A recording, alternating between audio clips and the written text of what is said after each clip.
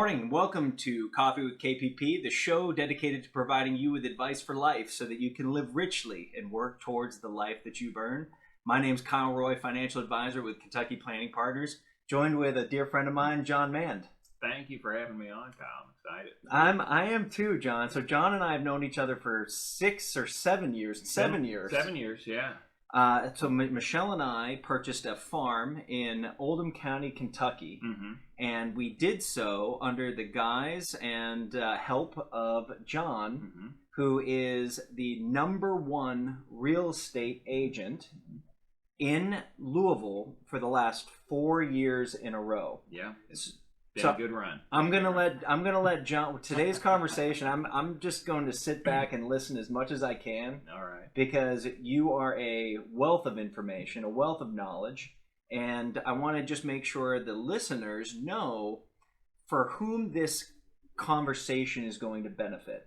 So after talking to John and preparing for this conversation and just knowing him for a long time, this is really going to be for anybody that's looking to get into real estate, whether it's if you want to do it as a hobby, if you want to become an agent. John came from a background where you were a pilot, so we're going to hear about his story, and he just saw an opportunity to get in with one of the most successful firms, not only in town, but a national organization, and he worked his way up at lightning speed in that organization and has built teams of agents and has built tremendous infrastructure to be able to support his clients. We're going to talk about that. We're going to talk. This is going to be helpful for anybody that really wants to find out what it takes to be successful. John is a very humble person, so I'm sure I'm going to have to try to get it out of you quite a bit. But there are things when talking to John and ask him what the keys to success are. I find that most successful people they say, I don't know. I just kind of show up and do it. So I'm going to try to hash out those things, those habits that might not be obvious to John, but also it's for anybody that's interested in what's going on in the real estate market, not only here in Louisville locally, but also John has a national perspective, and not only that, but an international perspective because he is a member of Sothebys Realty. So with that said, John, welcome. Yeah, thank you. Thank you. And so tell us about your background. Where'd you go to school? How'd you get into real estate? It was a really, just normal direct path, from airline flying into real residential real estate sales, like everybody would do. Naturally. So I started as a kid, I traveled quite a bit, and always had a passion for traveling and airplanes. And so I knew from an early age, that's what I wanted to do. It's all I wanted to do. And so I went to Purdue for their aviation program. And left there in 2002 and went right into regional airline flying. So I became an airline pilot, and by 25 years old, I was a captain at the regional carrier flying, jet aircraft and having fun, but had kind of an epiphany after I got the requisite time I needed at that level in order to progress on to the major carriers. I realized, oh my gosh, I'm 26 years old and I've already accomplished my life's goal. I wanted to be a captain, an airline captain flying a jet aircraft. And so I realized at that time that, the next 35 years were going to be the same that I'd already achieved. And so that was a little soul crushing to me. I took a gamble, and my wife thankfully went along with it. I said, I think I'm going to try something different. If this doesn't work out, I can always go back to flying. And so that was in 2006, and I haven't had to go back to flying since then. But for many people, that's a realization of a dream, and it's for them. But I think that's important because when we think about our goals and we think about our life vision, what it's going to be, having that ability to recognize when you need to go left instead of going right. Yeah, there are so many people that might have realized that dream, and that's great. It's a great life. They're traveling, doing what they want, and it takes a lot of courage. Now, did you have children at the time when you decided to make them? We did not. So but they were on the horizon. Okay, but it certainly helped. We knew that was in the plan. I was married, at the time, and so it left the airlines. I was fortunate enough to find a position in Louisville. We came back to Louisville from living in Florida, and found a position with a company that had a real estate division, but also had a few airplanes in their fleet that they needed somebody to operate and manage for them. So I was able to kind of find this transitional role where I was hired in as a pilot, but they knew I was interested in the real estate side coming in. And so over the course of several years, I transitioned from the aviation department to the real estate side. And that was kind of a perfect segue for 2010 when Sothebys International Realty awarded the Louisville market to Jon Mand. So he formed Linehan Sotheby's in December of 2010, and just by a fortuitous chain of events and connections that I had, was able to get on as an agent initially, one of the first 10 agents hired into the company. And so with zero sales experience of actual brokering residential real estate. So you hadn't sold nothing, not one house? I had brokered my own personal home at that time. All right. Our starter home, and was hired in by virtue of some listing inventory that we had with my previous employer. And then it was a kind of as you mentioned, just a really wild ride from there, going from an agent within 2 or 3 months. I was hired as the CFO of the company, and then within probably a month or two of that, promoted to president of the company. So I like to say it was a real short corporate ladder. So more of a corporate step stool. So let me hit the pause button on that, because our listeners at home might have blinked and missed what happened. So at 26, you decided to leave corporate aviation. Become a real estate agent, but you found an opportunity, and this is really important, I think, because when you feel like you're in a place and you're trapped, perhaps, you found an opportunity to bridge your experience as an airline pilot. You found a firm, a real estate firm, that people needed pilots. Now, with no real estate experience, you knew what you wanted to be, and you sought that path. And I think that's extremely valuable life lesson, because even now, in the midst of coronavirus, it might be an environment where so many people feel like they're stuck. Yeah. Even more so. We see jobless reports coming out. There are 150,000 fewer jobs reported last month than there were the month before. There's a lot of issues, but what we always encourage people to do is recognize opportunities. Yes, there are problems, but problems create opportunities. And there are always, always, always opportunities out there. So don't stop looking for them. And the fact that you knew you wanted to get into real estate, you found that bridge is awesome. And then fast forward to what was 4 years later. So I'm doing the math. You're 30 years old. The only house you've brokered is your own.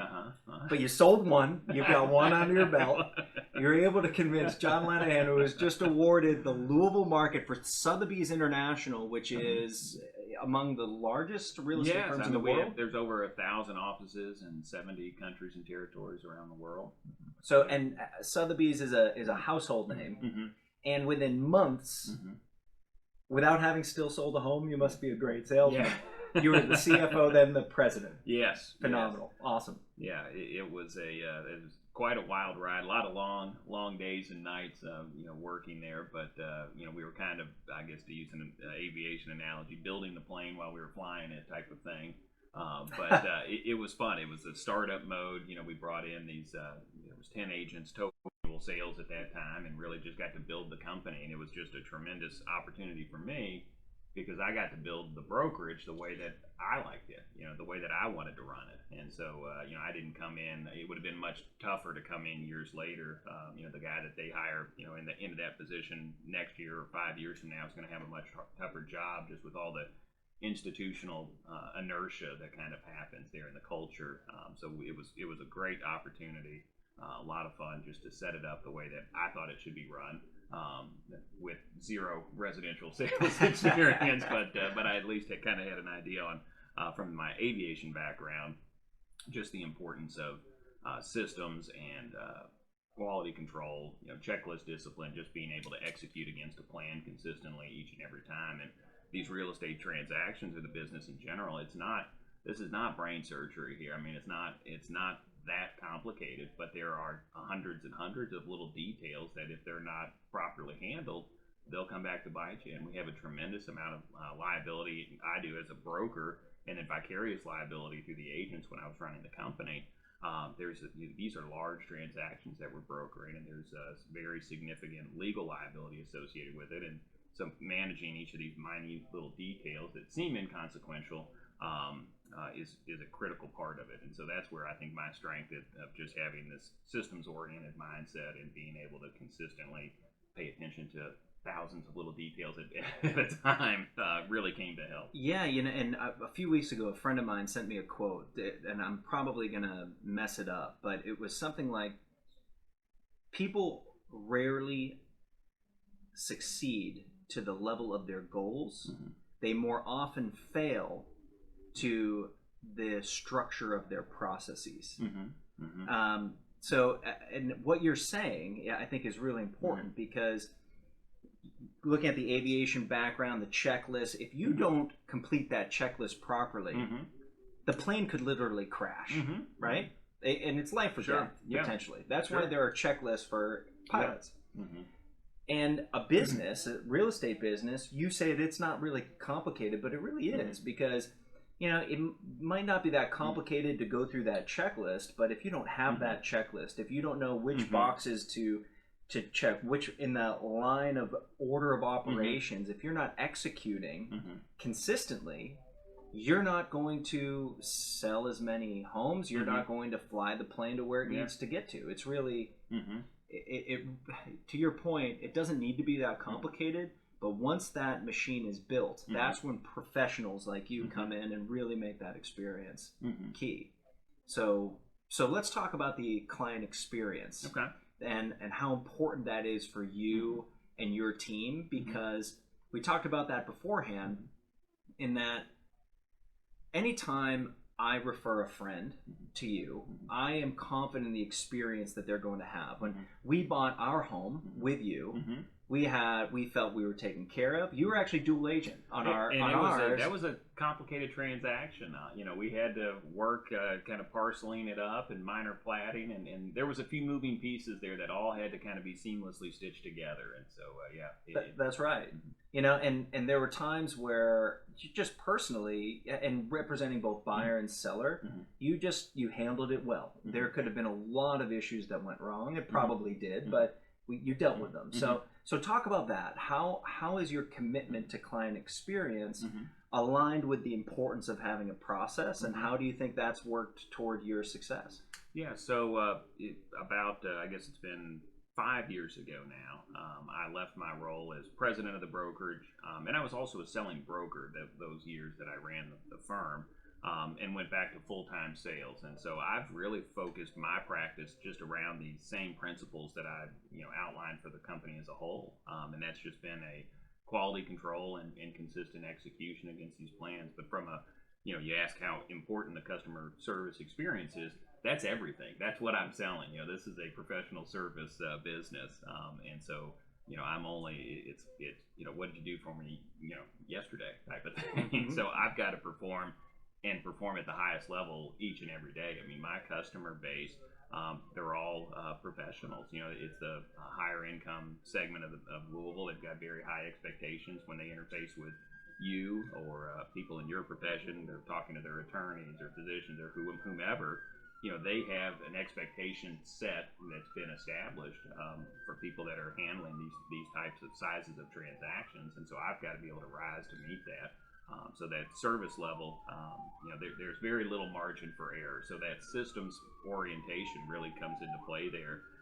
For my team, there's three of us on the team as selling agents, and then we have a woman, Georgia Farnan, that used to be our VP of operations for the company. I'd hired her to run the brokerage for me, and I was able to hire her away from that brokerage. I said, hey, look, do you want to manage 35 agents, or how about you come over here and just work for three of us, and we can cut your headaches, by a factor of 10 here. So she agreed to do that, thankfully. And so now we've got the in-house administrative back office piece, just to know confidently that I can rest assured, and Rain and Brandon, the other agents on my team, can rest assured that all of these little details that can cause hiccups or negatively impact our client relationship or lead to legal liabilities and other issues that those are all taken care of, and we can trust that we've got the right team in place to make sure that happens every time. So, in your team, is your entire team working with the client? So, at any point,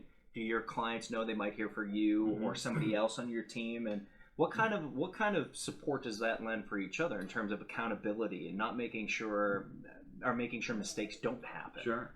Well, it's communication is a huge part of our process, and that at the point that, and as you know in your business, I'm sure, at the point you have multiple people on the team interfacing, we all have to be on the same page with about every client's, each transaction all the time. So that internal communication is just a really important piece of that, overall puzzle for our clients. But yeah, from a client perspective, I mean, it's a huge selling point for us to be able to tell them, well, I should probably back up. The team component is absolutely integral to my service model in that we actually show up. And so that might sound odd to people in most industries, but in the real estate space, just showing up is my biggest competitive advantage and has been for 10 years now. In the sense that we don't put the electronic lock boxes on any of our listings. So at the point we've listed a property, we've made a commitment to the seller that we're going to be your representative, and we're actually going to try to sell your property. We're not going to put a lockbox on it and leave it to some buyer's agent who's never been in the home before to come by and try to sell it. We're going to be present at the point of sale and try to influence the buyer to make an offer on it. And so what does that mean practically? It means I'm on call 24/7. Anytime somebody wants to see a property, I've got to physically show up. Right. And so by having two other agents in Georgia, our team relocation and referral manager, she's also a licensed agent as well. She doesn't actively broker, but that gives us 4 licensees that if I'm not available, we have someone else that can step into that place and actually perform that sales role. And that's absolutely critical because I've made a commitment to the sellers at the point of listing that, I'm not going to schedule appointments based on my availability. If a buyer wants to see your property, I don't care what time of day it is, what day it is. If it works for the buyer, it works for the seller, it works for us. We're going to have somebody there to cover it. And so that team approach is critical to that. I've just seen too many other circumstances when I've had buyers, coming in from out of town, and we try to see 5 properties, and one of them, well, I can't get there, on Saturday, so let's. Right. Well, the buyer looks at 4 other properties, finds ones they like, make an offer, and and that seller missed out on that opportunity, and so it's incumbent upon us as a fiduciary for those seller clients to make sure we don't allow them to miss those opportunities. So having that team has been a huge part of that approach. So let's go on a little bit of a tangent real quickly because the majority of real estate agents work as sole practitioners. And to your point, I don't know why, because I think in financial services it's the same as well. There are so many advisors that work on their own. And I don't know what the reason. I don't know if it's control, fear. I don't know if it's greed. I mean, people might think that they're going to keep more, 100% of whatever they make might be better than splitting it up and whatever proportion they would.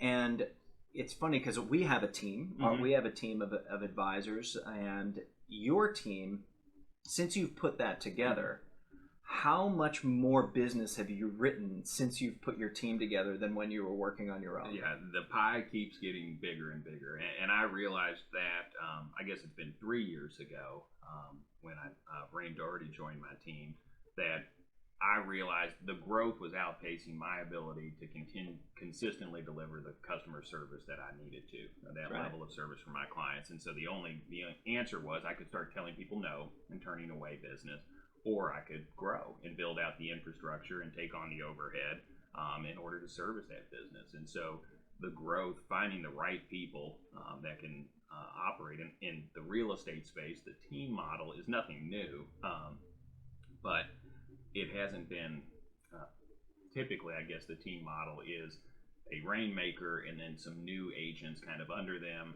and so you're farming leads down to less experienced agents, and that doesn't work at my end of the market. With the client base that we have, that's right. People have high expectations, and I needed people that could function as my proxy, with the same authority, the same level of respect from the clients, and so building that team, a team of peers, has really been a tough challenge, and I am very thankful to say that. Last year we got it right. Beginning of 2020, we got all the right pieces in place. There was a couple, misstarts along the way there, but we've got a team now that we can grow our business, 25% this year, 40% this year, and I know I've got the people in place that can handle that and deliver the customer service level that they need to. I love it. So, and I mean, we could go on for hours about that. Just the trust it takes, finding the right people, building the right culture. There's so much involved in that. And again, when I asked Jon, what are some of the keys to your success? He said, "There's really no secret sauce. You're telling, right? That's what it is." Well, there's no shortcut, I guess I should say. That everybody when they ask, "Hey, what's the secret?" They think it's going to be some insight that's super easy that they just hadn't that they've overlooked, and it turns out it's just hard work. That's right. It's showing up, doing what you say you're going to do, just following up with people, and just being consistent in the effort that's applied. In my business or industry, as a manager, I saw this even within our office, that a typical boom and bust cycle with agents that, and this is probably true in the financial advisor world as well. People would, ramp up a bunch of marketing, really get active on generating referral traffic. Pipeline fills up, they get too busy taking care of those clients, they quit marketing, pipeline moves through the pipeline, and now they're sitting there going, well, gosh, I don't have any customers, and then they'd start the process over again, and so they would kind of do this cyclical boom and bust cycle. And the client's experience would boom and bust as well. Yeah, exactly. And so I was able to watch that play out over and over again, and figured out that consistently, I'm busy now, but I want to be busy 90 days from now or 120 days from now. You've got to consistently apply that same effort. And most agents won't do that because they don't have the infrastructure to handle that business. When they're busy and they're actually still marketing and trying to generate new business, that's a scary place to be as an individual agent. But as a team, I know I'm not going to be able to overload the staff that I've got right now. Phenomenal. So let's talk about growth. Okay. So last year, Jon's team sold more than $62 million of residential real estate in the Louisville market. Now, my layman's mind, when we were talking before, I thought that might be 10-15% of the overall market. So $62 million is a massive number. Congratulations. Nothing should take away from that accomplishment. But let's talk about the market in Louisville and how you could still grow off that, because I was amazed by what percentage of the overall market share that is. I would think 10-15, but it's a much smaller number. So talk about the Louisville market and why you think there's opportunity for growth here. Yeah, even at the number one, it's funny when in 2017, the first year that I've achieved that number one, sales volume for the market, I told my wife, I said, I have nowhere to go but down. I might have peaked too early again, but we've managed to hang on to it now 4 years. Peaked too early, like you did as a pilot. Yeah, exactly. What's next? But 4 years running here, and we continue kind of raising that bar. But as I look at the Louisville market, there's on average around $5 billion of home sales that occur in the market, and every sale of a home has two transaction sides. So there's the listing agent side, and so you have $5 billion that listing agents will sell, and $5 billion that the buyer's agents will perform. So $10 billion of total volume, as we call it. So that $62 million is a very small piece there. I'm about at 0.62% market share. So there's a lot of room for growth. So going from 0.62 to 0.75, or 0.9 or whatever is very attainable for us. And that's phenomenal. So what that should do is give others hope, right? Yeah, you're a competitive person, but there's plenty of room. It's not like it's not a very crowded market. there's opportunity. If real estate's a passion of yours, John, the number one realtor in Louisville at 62 million has 0.62% of the market share. Yeah. So that makes you extremely excited about the opportunity to grow, but it also should make everybody else out there excited about their opportunity to grow as well. There's plenty of business to go around. There is. Yeah. And obviously our business in general, we really focus on that $400,000 and above segment. That's where our skill set comes most into play, and we provide a lot of value add for our clients. But even that segment, I mean, if you slice and dice the data there, I'll have a little bit more market share, but there's still a tremendous amount of opportunity for growth, no question. Fantastic. So let's talk about the market specifically. So real estate, we're seeing commercial real estate or downtown markets. I don't know if you can see the background. We've got downtown Louisville in the distance. From here. Thank you. Yeah, it's the best view in Louisville. Best view in Louisville. No, if you haven't come up and seen our view, you've got to. It's the best view in Louisville. But when we look at the market, let's talk about where it's hot, because out in the country, it seems that you can't hold on to a property quickly enough if it goes up for sale. Whereas something downtown, or when we look at Manhattan, we look at Northwest or even LA, something like that. Sure. Talk about the market. Why has Louisville benefited from the pandemic, and what do you see the future of real estate looking like? Yeah. So nationally, there's been, a couple of things, I guess. And if I may, with that, past performance is no indication of future results. That's right. Nothing we say here is promissory. These are the views and opinions solely of John and Kyle. Right? Yes, absolutely. Our crystal balls are. Well, yeah. So nationally, it's been interesting to see kind of this flight from some of the major metro markets. We've particularly the coastal markets this past year in Louisville, since the onset of the pandemic, I've seen, just anecdotally in my business, and I've seen this kind of backed up with national statistics in terms of Louisville. I think ranks as maybe the fifth most hottest spot for relocation for people coming out of some of these cities. Wow. But I've just seen a tremendous uptick of people coming out of Manhattan, Chicago, Seattle, Portland, you name it. A lot of these large coastal areas that people have kind of woken up and realized, hey, if my job is remote, the kids are learning on Zoom, what are we doing in San Francisco, or what are we doing in Manhattan with these high real estate prices, with these high tax structures in a lot of those areas. And if there's any sort of connection to Louisville, I mean, most of the clients, they have a friend in Louisville or a family member, and there's some, or they grew up here, there's some tangential connection, and they're like, well, gosh, as they're sitting in their, townhouse in Manhattan thinking, this, $2 million place in Manhattan would translate to a lot more house if I was in Louisville. Their income stream, out of New York is going to certainly have a lot more purchasing power in Louisville, Kentucky. And so we've seen a big influx of people coming out of those areas. And even with Louisville, I mean, it's certainly, there's been struggles here last year. There was a lot of, social unrest. We were naturally a flashpoint, on the national scene even. But compared to where these people are relocating from, this is still a pretty quaint environment. That's right. So everything for us is kind of relative.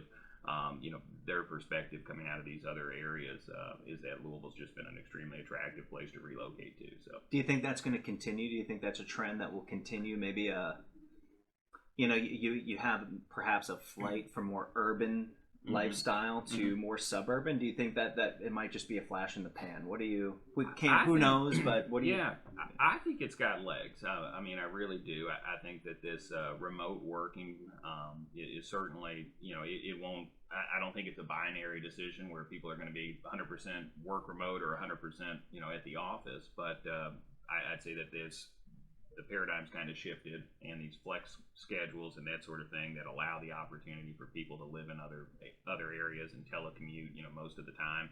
I think that's going to stay around, and so I think Louisville's going to ultimately be a beneficiary of that trend. Yeah, and the longer interest rates stay low, then people buy homes on cash flow, not necessarily on dollar price. So so let's talk about your market. So let's close out with tell us who if somebody's selling a home or has a friend, what's your market, your niche, and how do you differentiate yourself? Sure. Our niche is really geographically focused more so than price point focused, in that it's really that northeast quadrant of Louisville, and so naturally that's the higher end segment of the housing stock in Louisville. So it's really kind of $400,000 and above. That's our target market. That's what we built the entire platform, marketing programs, and everything around. It's interesting that I run into a lot of clients who think, well, John, my house is only 600,000. Like it's not enough. I didn't bother calling you about it because it's only 600,000. and so you're saying if you have a $600,000, yes, please call me. Yeah. Please call me.